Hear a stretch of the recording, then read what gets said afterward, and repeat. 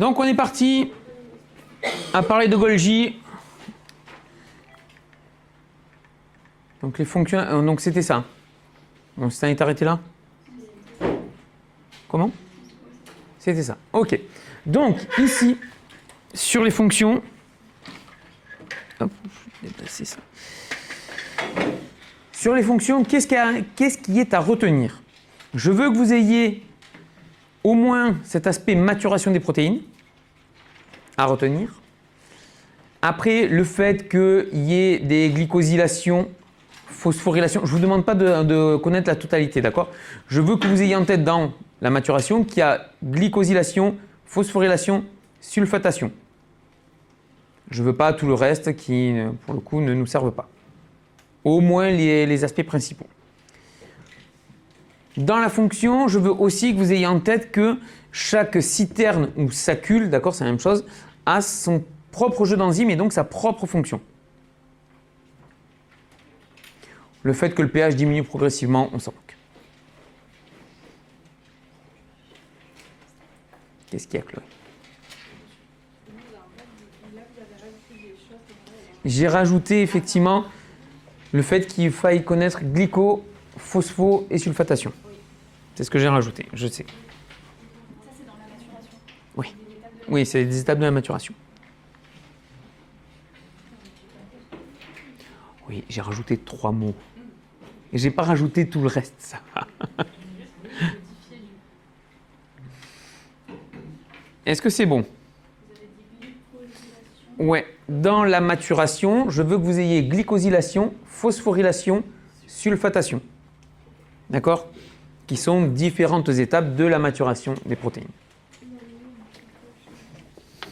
Je sais pas qui c'est fini. Ah, merci.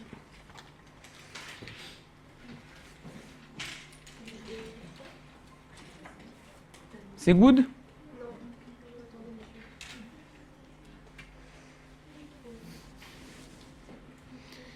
J'ai un petit pull et un t-shirt et je crève de chaud. Est-ce que ça vous dérange si on ouvre un peu la porte? On va essayer de faire courant d'air.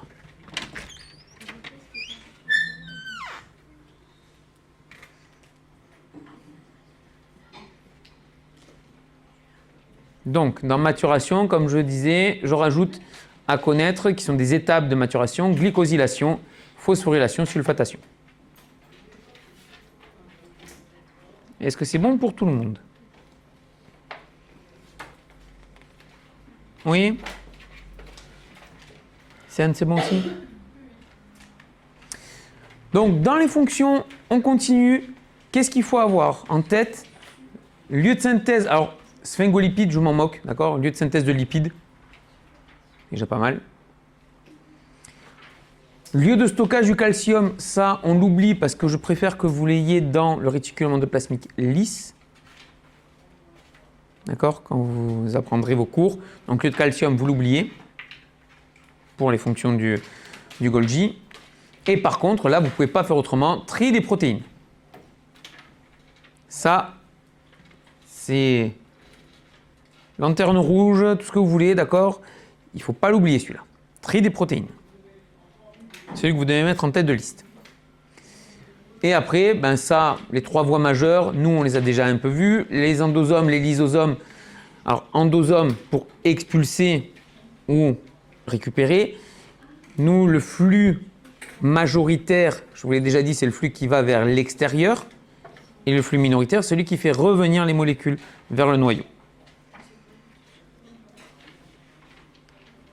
Et on a une troisième, c'est vers la surface de la cellule. Parce qu'à partir du moment où on fabrique des protéines transmembranaires ou des lipides, on l'a vu avec le réticulum lisse, ben ça, il faut que ça reste dans la membrane de la cellule. Donc c'est la troisième voie possible. J'ai soit l'extérieur, soit la destruction, soit vers la surface cellulaire.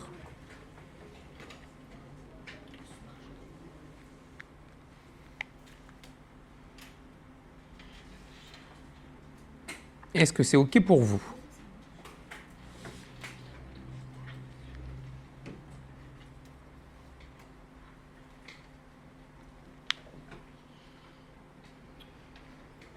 Allez, on avance. Donc l'appareil de Golgi, on a vu qu'il était malheureusement modifié dans les pathologies de maladie d'Alzheimer. Peu importe, pour vous, c'est pas le plus intéressant, c'est surtout intéressant en recherche biomédicale. Ça, je passe. Pas à savoir. C'est pour votre compréhension. Un schéma qui est sympathique. Je vais vous dire ce qui est à connaître.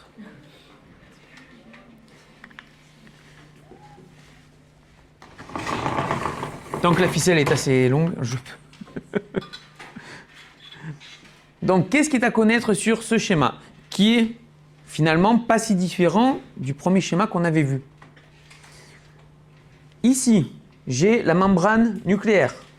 Membrane nucléaire qui envoie le message avec l'ARN messager ou autre vers le réticulum endoplasmique, que ce soit le lisse ou le rugueux. Le rugueux, lui, va créer des protéines. Le lisse va créer des lipides. Tout ça, ça va aller vers le Golgi. Du Golgi, on traverse, on traverse, on traverse. On arrive au bout du Golgi, donc de l'autre côté, côté membrane plasmique, pardon. Et on a plusieurs possibilités. Soit on expulse, d'accord? C'est la voie ici, la voie majoritaire qu'on a déjà vue. Soit je vais vers la surface cellulaire. On vient de le dire. Soit, ici, ça va nous montrer quoi? Si on a eu soit quelque chose à manger finalement, soit une protéine qui n'était pas bonne, ça va aller vers ce qu'on appelle un endosome tardif. Donc vous avez précoce, etc. Endosome tardif, puis lysosome. Tout ça en fait pour détruire la protéine et réutiliser. Le lysosome, souvenez-vous, c'est les éboueurs recyclables. D'accord? Endosome, c'est le facteur qui va poster, enfin qui amène le courrier. Et le lysosome, ça reste les éboueurs du recyclable. Donc s'il y a quoi que ce soit, si la protéine n'est pas bonne, on va le mettre au lysosome, donc ça va aller au recyclage. Ok?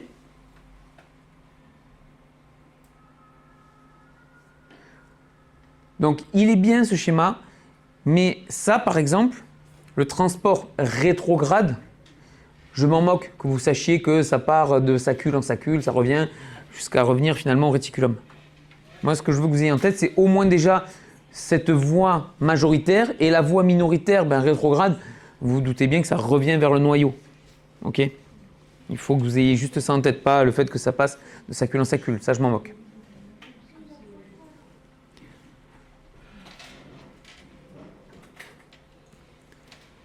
Alors, Elena, là, il n'y a rien en fait à apprendre de plus. Parce que je te sens perplexe.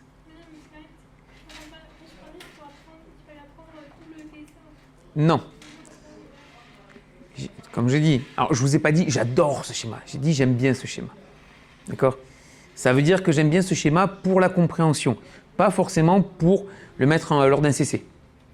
Ok? Lors d'un CC, si je dois vous mettre un schéma, clairement, je vais vous montrer, hein. Si je dois vous mettre un schéma de ce fameux... hop là, on va dépasser. Celui-là. Ça, c'est simple, clair, net et précis. Il n'y a pas 10 000 choses à mettre, d'accord? Et ce qu'on a vu là tout à la fin, juste il y a une seconde, c'est la version plus précise de ça. Mais moi, je veux que déjà vous ayez ça en tête. Ça sera très bien si vous avez ça en tête. Ok? Est-ce que le premier schéma... Celui-là. Mais celui-là, pareil, en fait, c'est le schéma, mais version jolie, tout ce que tu veux, de ce qu'on a vu il y a 30 secondes. Donc, si tu veux l'avoir en tête, pourquoi pas, mais clairement, c'est juste quelque chose pour montrer les aspects du système endomembranaire. T'embête pas, hein. Vraiment, c'est celui-là qui va compter si je vous demande quoi que ce soit. Il y a celui-là, et à la limite, je dis bien et à la limite, hop là, un que vous allez voir, hop, un qu'on va voir dans la foulée avec le lysosome qui va être celui-ci. Endosome, lysosome qui va être celui-ci. Mais, attendons, là, on y est déjà ici. Donc ça, schéma récap pour le transport vésiculaire. Comme je vous ai dit, ne le liez pas par cœur. Maintenant, on va regarder l'endosome. Donc endosome, je fais rentrer des choses dans la cellule. Ok? Endosome, endocytose. Il y a plusieurs possibilités. Soit je fais rentrer des molécules pour qu'elles soient utilisées dans la cellule, pas de souci. Soit je fais rentrer du gaz, des choses comme ça dans la cellule, pareil, pas de souci. Par contre, lorsque je vais commencer à avoir des besoins nutritionnels, acides aminés, glucides, lipides, tout ça, ça va aller dans l'endosome effectivement, mais cet endosome, il va fusionner avec, avec l'endosome finalement tardif, donc on va le voir de suite, avec un endosome dit tardif qui est lui-même dans la cellule déjà présent, qui a un pH acide. On va faire des schémas, vous inquiétez pas, ce sera plus simple parce que là, ce schéma-là, je n'aime pas trop. Mais clairement, vous allez être sauvé par le gong parce que je vous ferai l'explication après. D'accord, vous allez prendre 30 secondes et puis on continuera. Là, 30 secondes, 5 minutes, pardon. 5 minutes.